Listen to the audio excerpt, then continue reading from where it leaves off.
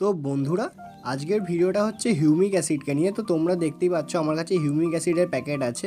তো এখানে লেখা আছে হিউমিক অ্যাসিড 70 থেকে 85% আছে। এটা ড্রাই ফর্মে আছে, ব্ল্যাক কালারের হয়। আর এটা পিওর হিউমিক অ্যাসিডের বুস্টার, তোমরা এটা গাছে দিতে পারো।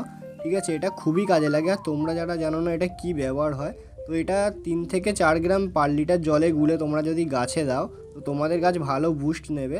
আর এটার দাম পড়েছে 290 টাকা।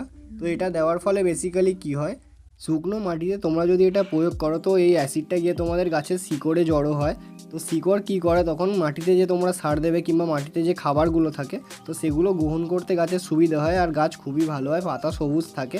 তো এই অ্যাসিডের তো মানে সেরকম কোনো বিকল্প নেই। তো তোমরা বেসিক্যালি এটা ইউজ করতে পারো, খুবই ভালো জিনিস, যে কোনো গাছে দেওয়া যায়।